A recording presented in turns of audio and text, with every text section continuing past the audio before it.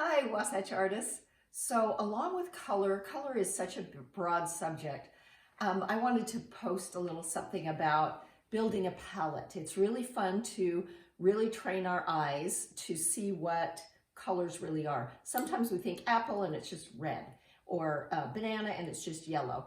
And really the truth is that colors and things have myriad of colors. And so I want you to start training your eyes, just like we do with blind contour drawings, really watching where we're going. We're gonna really watch what the colors are. So I went and gathered, I hope you go and gather a whole bunch of stuff in nature. Nature has the most interesting and varied colors. And I'll just kind of walk you through what I did.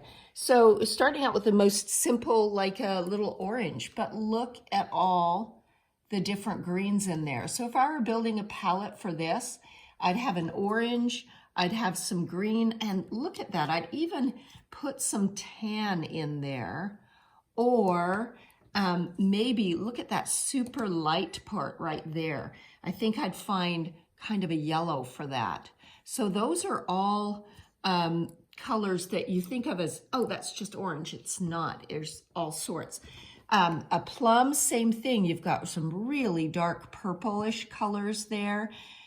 You've got some browns, you've even got some colors that are orange in there.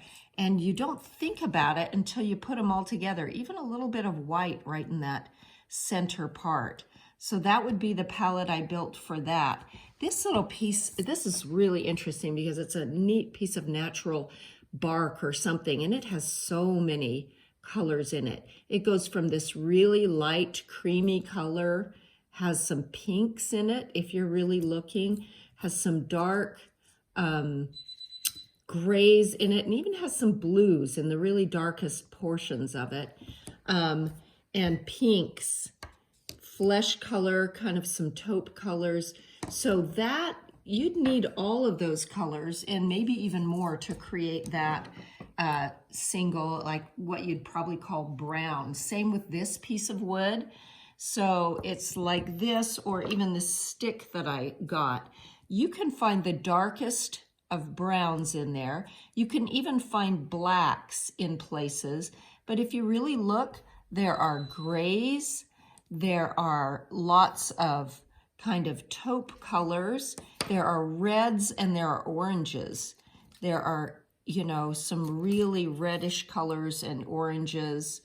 And so I would kind of grab the crayons that every color that I can see, all the way to white or light pink, and you line them up, and it's really interesting to see what kind of palette comes from one thing. Leaves in the fall are especially good because there's so many things and they're so varied. You go all the way from a dark red to tan colors, to light yellow in the veining. When you flip it over, wow, you've got lots of other colors. Look at that bright green. You wouldn't think of it, but there's a lot of, and you'd have to decide which green is it mostly. Maybe both of them, and maybe even this kind of, well, that's a little bit dark. But those fall leaves have a ton of colors in their palette that you can build. Something as simple as a banana, you think of as just yellow.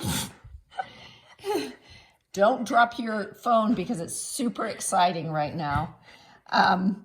The greens, that's not a great one, but that, look at how it goes all the way from green, browns up here, light tans, and even whites and grays up in that part of it, all the way to some really dark browns in, you know, where it starts aging or is bruised, you get a lot of browns.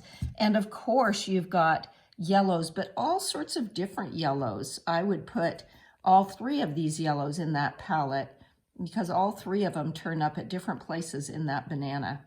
So find some wonderful things in nature and see if you can really see the colors that are in those items. Build a palette.